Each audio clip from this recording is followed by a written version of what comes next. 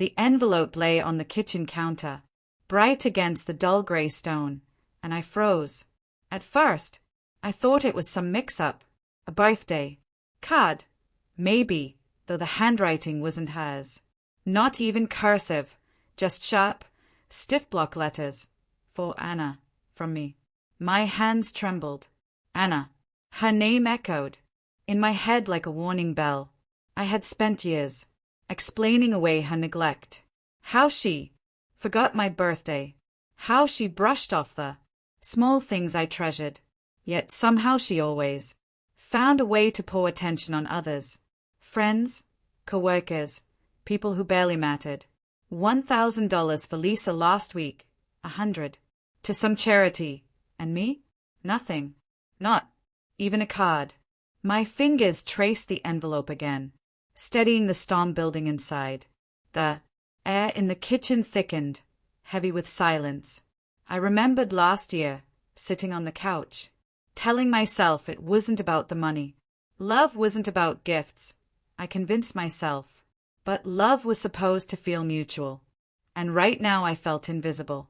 I heard her voice, from the living room, humming over the laundry, normal, calm, as if nothing had ever been wrong. My chest pounded as I tore the envelope open. Inside, a folded note, a card. The note was short, almost cold. I know you won't understand, but this matters. I need you to trust me. My stomach knotted. Trust me. After all this, suspicion curled in my mind, sharp and merciless. I pushed the note aside and opened the card. A birthday card, but not for me. Not at all. For some man named Mark. A friend, she'd call him. A man I'd never met.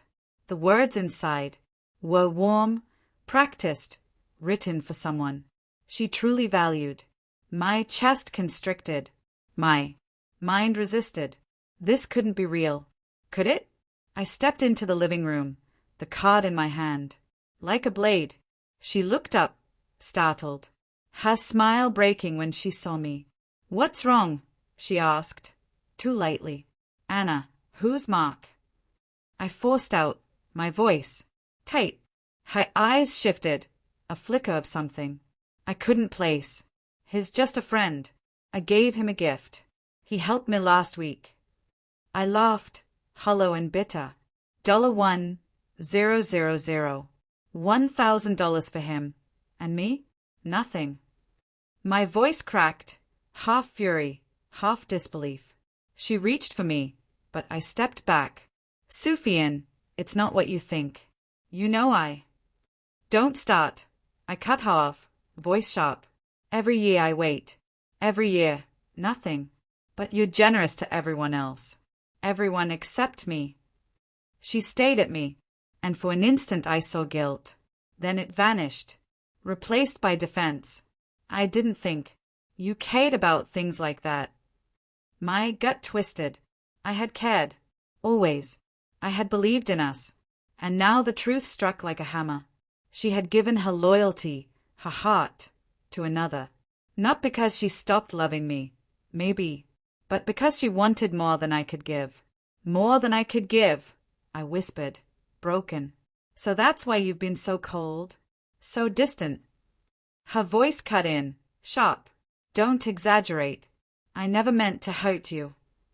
Not meant to hurt me. My hands shook. The card crumpled. You gave $1,000 to a stranger, and I, nothing. Not even a thought. Silence crashed between us. Thick, suffocating. I could hear my heartbeat, the thrum of betrayal in my veins.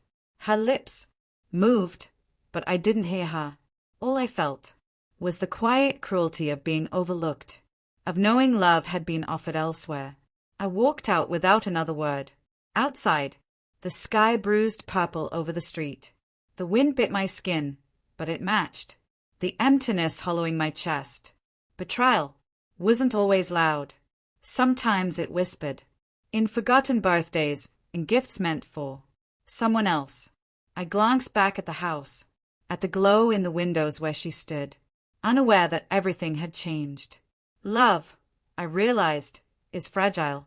And sometimes, hearts don't shatter with screams, but with a whisper.